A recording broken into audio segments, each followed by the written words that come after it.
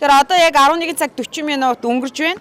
Тэгэхээр нийслэлийн ерөнхий боловсролын 6 дугаар сургуулийн бол одоо бага ангиуд тарж байгаа. Тэгэхээр бага ангиуд бол яг энэ хаалгаар гарч ачаа сургуультай орж гардаг. Тэгэхээр хүүхдүүдийн орж гарж байгаа энэ орчин бол хамгийн эрсдэлтэй орчин болоод байна гэдгийг хэлмээр байгаа юм. Гэтэл хүүхдүүд хамгийн эрсдэлгүй орчин сурч боловсрох эрхтэй.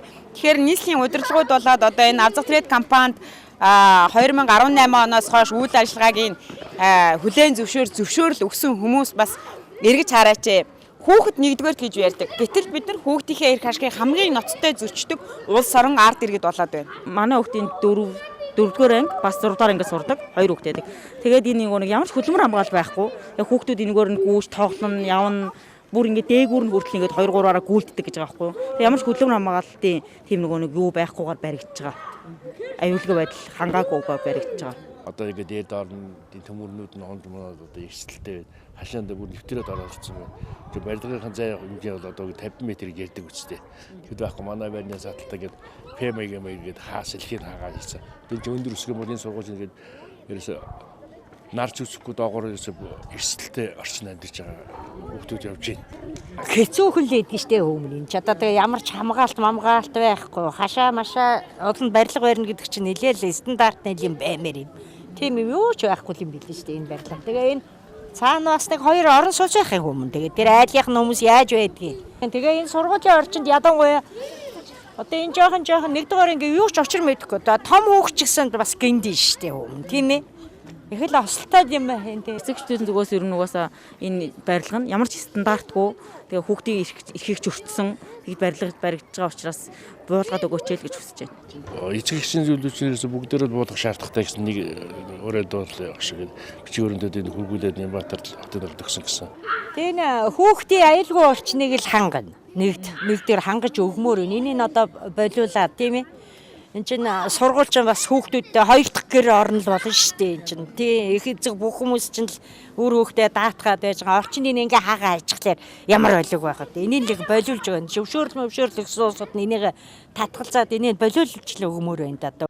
Авзах Трейд компанийн барилгын ажил 6 дугаар сургуулийн сурагчдын аюулгүй байдал болон 59-61 барьны иргэдийн эрүүл аюулгүй орчинд амьдрах эрхийг зөрчиж байна гэж үзэж нийслэлдэх анхан шатны шүүхээс 2022 оны 12 дугаар сарын 2-нд Авзах Трейд ХКК компанид олгосон хот байгуулалт хот хөгжлийн газрын 2018 оны 6 дугаар сарын 26-ны өдрийн тэг 1973 274 2018 дугаар барилгын ажлыг эхлүүлэх үргэлжлүүлэх зөвшөөрлийн Б блок бүхий 5 давхар барилгад холбогдох хэсгийг тус хууль бус байсан болохыг тогтоож хот байгуулалт хот хөгжлийн газрын 2019 оны 7 дугаар сарын 26-ны өдрийн ГБМЗХ 2019-03 тэг 7 дугаар архитектур төлөвлөлтийн даалгаврын Б блок бүхий барилгад холбогдох хэсэг 2020 оны 3 дугаар сарын 12-ны өдөр олгосон тэг 6099 БА Тэг 37 2020 дугаартай барилгын ажил зөвшөөрлийн гэрчлэгийг тус хүчингүй болгосухай гэж шийдвэрлэжээ. Гэтэл тус компанийн давзаалдах шатны шүүхэд хандан дахин зөвшөөрөл хөөцөлсөөр явна. Тэр бүхэлдээ 6 дугаар сургуулийн өргөтгөлийн барилгын ажил эхлэх үеэр техникээ оруулан ажиллаа хийх гэж сургуулийн захиргаатай тохирсон гэсэн яриа гаргажээ. Энэ талаар сургуулийн захирлаас тодруулахад бариулах гэж байгаа тэр сургуультай тохирсон гинлээ эдрэгээд янз бүрийн асуудлууд Авзах Трейдээс гарч байгаа гэж бол би зөндөө сонссон. Гэхдээ захирлын хувьд буюу сургуулийн зүгээс ямар нэгэн байдлаар барилгын ажлыг үргэлжлүүлээ гэдэг тийм яриа хэлцэл уулзалт огт хийгээгүй.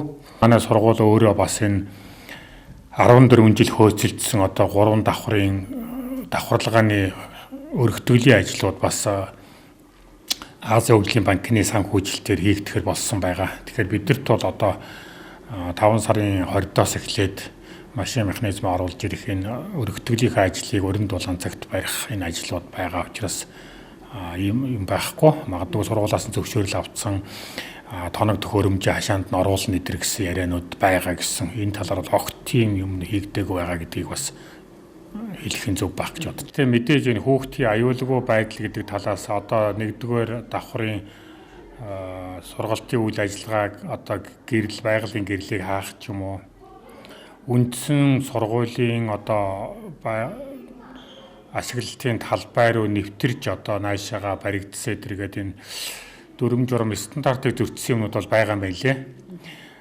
Тэгээ бидний хувьд бол мэдээж энэ бол стандарт хангаагүй учраас сургуулийн орчинд бол байх зүйл биш. Мэдээж одоо энэ өмнөх захирлуудын албан бичгээр бол энэ талбай үндсэн талбайгаас одоо авсан барьсан тэн дээр барилга барьсан гэдэг асуудлууд явуулсан байгаа юм байна. Тэгээ энэний дагуу мэдээж хууль эрх зүйн холбогдох байгууллагууд дүгнэлтээ гаргаж байгаа гэдэгт итгэлтэй байгаа. За тэгэхээр үзэгчдээ дөнгөж сая та бүхэн одоо 6 дугаар сургуулийн захирлын байр суурийг сонслоо. Мэдээж хүүхдийн эрүүл аюулгүй орчинд сурч боловсрох эрхийг бол бид цаг ямагт одоо хамгаалж үлдэнэ. Асуудлыг бол одоо шат чадны байгууллагуудад хандсан гэсэн мэдээллийг байр суурийг илэрхийлсэн байгаа. За түүнээс гадна 6 дугаар сургуулийн 3000 гаруй хүүхдүүдийн эцэгхийн төлөөлөл бол одоо шат чаданд нь бас одоо өргөдөл гомдлоо хүргэжсэн байна.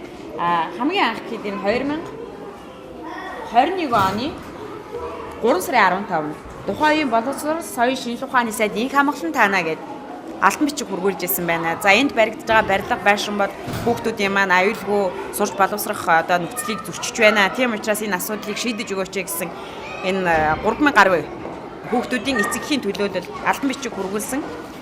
Бүх эцэг эхчүүд гарын үсэг зураад хүүхдүүдийнхээ овог нэрийг бичээд усны дугаараа бичээд ингээд хүргүүлсэн байна. За үүний дараагаар дахиад дараагийн сайтад нь 2024 оны 9 сарын 6-нд хичээл эхлээд ерөөсөө 6 хоногийн дараа дахиад өгсөн байна. Энэ одоогийн сайдад дахиад энэ асуудлыг шийдвэрлэж өгөөч. Энэ Авзаг Трейд компани захиалгаар баригдаж байгаа.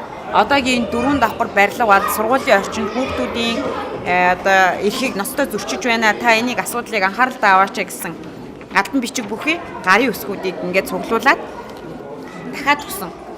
Энэ олон одоо хүүхдүүдийн эрүүл аюулгүй орчинд сурч боловсрох эрхийг яагаад боловсролын байгууллагууд анхааралтай авахгүй байна? Яагаад газар дээр нь ярьж одоо шалгалтыг хийхгүй байна? Асуудал хөрвүүлэхгүй байна вэ гэдгийг би бас одоо гайхаж байна. Тэгэхээр шат чадны байгууллагууд тэр тусмаа яг 6 дугаар сургуулийн түвшинд бол энэ боловсролын яам холбогдох нийслэлийн харьяа боловсролын байгууллагууд бол энэ дээр анхаарлаа хандуулах шаардлагатай байна гэдгийг хэлмээр байна.